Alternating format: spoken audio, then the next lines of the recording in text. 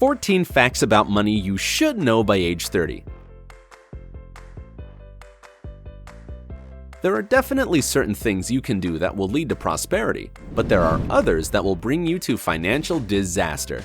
If you want to sleep soundly at 50 because you practiced good money habits at 30, then you've come to the right place. And here's a challenge for you. If you manage to spot 4 light bulbs in this video, you could end up in one of our next videos. In order to become Brightside famous, just comment down below the timestamp of each light bulb, and we'll pick the first attentive viewer. Good luck! Number 14. Kids are expensive. Whether it's coming from societal expectations, your overzealous parents, or somewhere deep within yourself, there's this nagging pressure to have kids by the time you're in your late 20s or early 30s. But frankly speaking, raising children is really costly. No, really costly doesn't quite get the message across. How about this?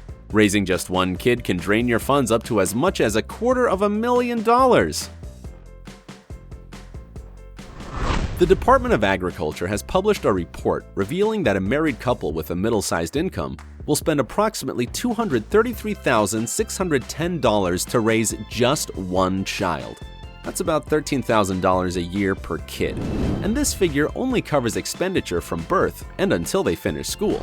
So this doesn't even include paying for a college education. If you want your young one to have a shot at a good future, plan on spending a whole lot more on a degree. That's why it's much better to have kids not only when you're emotionally ready, but also when you're financially ready. So don't give in to pressure from other people, and don't rush into it. Prepare a financial cushion with your partner before you decide to start a family. This way, your kid will have a happy, healthy life, instead of one full of financial struggle, instability, and unpredictability. Number 13. It's not embarrassing to ask for a promotion.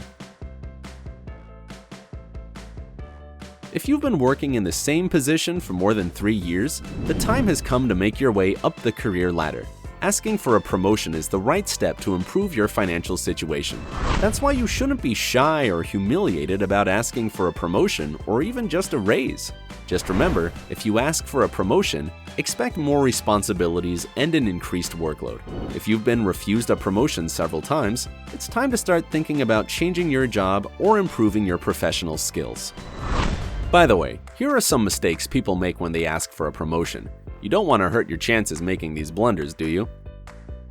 Don't ask for too much all at once. You might think that you've waited long enough and now you're entitled to everything. Too many or too high demands will most likely just annoy your boss and get you nowhere. Don't assume that a promotion is a magic pill that'll immediately fix everything. This type of thinking only leads to big disappointments. One step up the career ladder won't equal instant happiness or tons of wealth. Don't overshoot your target. If you try to prove yourself to your boss by taking on their responsibilities, they can get offended or see you as a threat to their position. If you want to avoid this, try to make your boss see that there are some personal benefits for them in your promotion. Make it look like a win-win situation.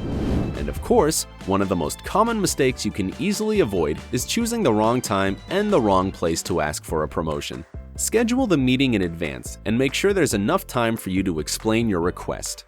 Avoid end-of-the-day meetings or ones right before lunch. Otherwise, you'll have to deal with a hungry or tired person, and the decision will hardly. 12. It's more profitable to rent than own. We like to think that investing in real estate is a great decision and the ultimate stamp of official adulthood. But real estate itself is getting cheaper while mortgage rates are going up. Does that sound very profitable to you? Here's an illustrative example for you. Let's suppose that a house costs $100,000. Renting it would be around $550 a month, which is $6,600 a year. Let's subtract that $6,600 from the general cost of the house. We would put the remaining amount into a savings account with 7% interest. That alone would bring us $6,752 a year just in accumulated interest, and that's more than enough to pay for another year of renting. If you invest your money more wisely, let's say in funding, you'll get $9,764 at the end of the year. That's actually a reasonable profit. Plus, when you rent, you don't have to spend money on maintenance, taxes, and sometimes not even on furniture. That's why, before making a decision whether to rent or own, count out all the expenses and choose the more profitable option. 11. Invest in your health and education. It's really hard to achieve success when you're not in your best shape health-wise. That's why it's important to take care of yourself. Go on vacation at least once a year, get enough sleep, and eat the right foods. Good education, in turn, can open a lot of doors and eliminate borders. You can start a course that'll develop and improve your current professional skills or master an absolutely new occupation. The sky's the limit. Number 10. Don't invest in something you don't know well. Even if you want to get rich as soon as possible, and don't we all, you need to be cool, calm, and collected when it comes to financial matters. Giving into strong emotions or impulses to invest in dubious projects can strip you of a lot of, if not all of, your money. It's always better to consult the experts beforehand to have a sensible assessment of the project and its chances of becoming successful. Number 9. Don't borrow to pay old debts. There's an old saying, "Don't rob Peter to pay Paul." Well, that phrase is popular and has stuck around for centuries for good reason. It's great advice. Don't take out a new loan in order to pay off an old one, and don't borrow money from one friend so that you can pay back another. It's a vicious cycle. It's much better to just be debt-free. But if you happen to take out a loan, it's better to stop yourself from buying something and save the money to repay the loan without more borrowing. Number 8. Stay connected with your friends and meet new people. A friend in court is better than a penny in the purse. There's another old saying with a lot of truth in it. Personal relationships are much more important than money. No amount of money is worth losing your friend over. Have you ever had any situations involving friendship versus finance? If so, tell us about it in the comments. We'd love to know if you can relate.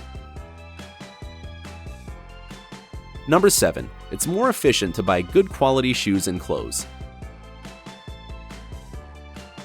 Yes, they do cost more, but nice quality clothes will serve you much longer than cheap ones. Therefore, it's more cost-effective to spend more money on durable things because you're not buying them again and again. And if you buy them during sales, it's twice as effective. Try to make a list of things you need and jump on them if they're on sale. Then you can save your money for an upcoming vacation and take care of your health as we mentioned earlier. Number 6. Avoid impulse purchases. As much joy and heart-racing excitement as they bring, impulse purchases are enemy number 1. If you're on a tight budget, impulse shopping will punch holes right through it. They are nothing but a need for happiness and instant gratification. Find joy in something else instead of buying yet another blue dress for just $10. Number 5. Start saving money for old age now. Today you're 20, and you'll be 30 before you know it. Time is fast and merciless. One moment you're young, and the next thing you know, you're picking up your grandkids from kindergarten. If you save at least $20 to $50 a month, you'll have a decent amount in your account when you're elderly, which will make you feel more secure. Please take care of your future, bingo-loving self. Number 4. Eat and cook at home. So many people go out to eat more often than they dine at home. Maybe they're too lazy to cook at home, or perhaps they mistakenly think that eating out isn't that expensive. Yeah, sure, a hamburger for $1 does sound really cheap at first. But next time you go to the grocery store, count up how much you spend on your food. Also, don't forget about how many servings you get out of cooking. That fast food restaurant gives you 1 hamburger for here and now. If you buy a pound of ground beef, how many hamburgers will you get out of that? They'll definitely be under $1 each. You'll see in no time that cooking at home is much cheaper. Number 3. Put part of your salary into a savings account for a rainy day. Life is unpredictable. Anything can happen, and some things demand a lot of money from you. Your car broke down, your basement is flooded, you've got a cavity you've been ignoring for months, but hey, it just decided to start being really painful. All of these things require large sums of money, but where will it come from? If you set aside some money every month in a savings account, you won't panic in an extreme situation because you'll have that financial cushion to fall on. Number 2. Be on the same page with your significant other when it comes to finances. It's totally normal if you and your spouse have different tastes in music, movies, books, whatever. But partners should be unanimous when it comes to financial questions. If you try to save money, yet your partner is always blowing it, you'll never reach any kind of level of prosperity. Talk to your partner and come up with a family budget. Set common financial goals and decide how you'll achieve them. If you're having problems staying motivated, try saving up some money for a vacation, for example. Again, gotta take care of your health and give yourself a rest. Number 1. Find a passive source of income. It's good if you have a job that keeps the bills paid, but in our unstable world, it's always better to have different sources of income. That's why it's worth exploring the world of investments. Study the best ways to invest money and choose the one that suits you the most. It can be real estate, stocks, or bonds, depending on how much you're willing to risk. But whatever you pick, it will provide a nice passive source of income that will help you get a little more security in your future. Maybe we've missed something? If so, add your own advice on how to manage money more reasonably in the comments section.